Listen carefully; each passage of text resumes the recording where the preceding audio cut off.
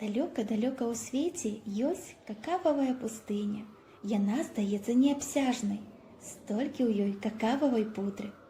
Шакаладныя ігуаны лёгка пераскокваюць на сваіх маленькіх лапках са светла-бэжавых на цёмна-карычневыя хвалі пудравага акіяну. Зрэдку з'яўляюцца тут маленькія шакаладныя павучкі. Васьміногія вельмі баяцца шакаладных кактусікосаў, тутэйшых насельнікаў вялікай пустыні. Яны здаюцца ім страшэннымі павукамі, у якіх на галовах палаюць гарачыя агні. Аднак агеньчыкі карычневых кактусікосаў гэта ўсяго толькі рознакаляровыя кветачкі на макаўках прыгожых шакаладных шыпастых шарыкаў. На самай справе шакаладныя кактусікосы не толькі сімпатычныя, але і вясёлыя. Яны любяць жартаваць, спяваць і расказваць адзін аднаму казкі. Але больш за ўсё шакаладныя кактусікосы любяць атрымліваць падарункі, і асабліва пад Новы год. Яны ведаюць, што кожны год у пачатку зімы Дзед Мароз рыхтуе свае чароўныя санкі з падарункамі і адпраўляецца ў дарогу. Вось і цяпер шакаладныя кактусікосы з нецярпеннем чакаюць прыезду доўгачаканага госця. Але чаму такімі засмучанымі выглядаюць та кактуста і мамактусма, што нават калючкі ў іх счарнелі?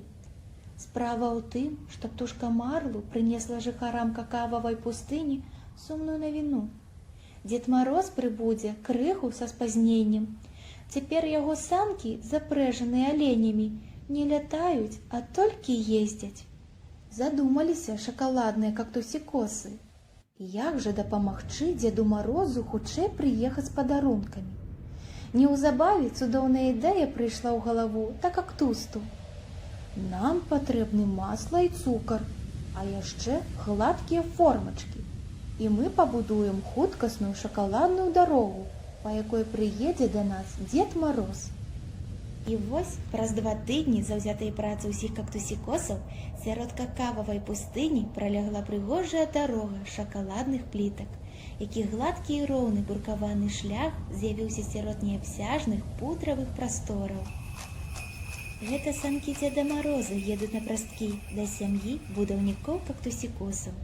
Узрадаваліся і дарослыя, і дзеці. Для кожнага маленькага жыхара пустыні у Дзеда Мароза знайшоўся цудоўны падарунак.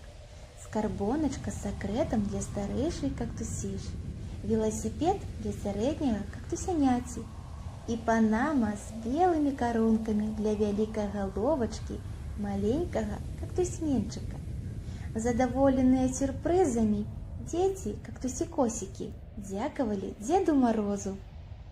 А алені Дзеда Мароза нахілялі свае рагатыя галовы зусім нізка да шакаладнай дарогі і спрабавалі яе лізнуць. Дзядуля заўважыў гэта і паказаў на іх: «Глядзіце, мае алені пакаштавалі ваш шакаладны брук. Ён вельмі смачны. Проста адмысловы.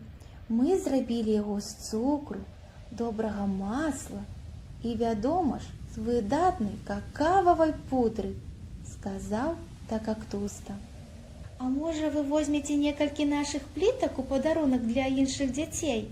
— прапанавала Дзеду Марозу мамактусма. «Абавязкова возьму. Шакаладныя пліткі з какава-кактусавай пустыні будуць для іх цудоўным падарункам. Дзякуй вам, кактусікосы! Чакайце мяне праз год!» Радасныя і вясёлыя шакаладныя кактусікосы доўга ківалі сваімі прыгожымі шыпастымі шарыкамі ўслед Дзеду Марозу.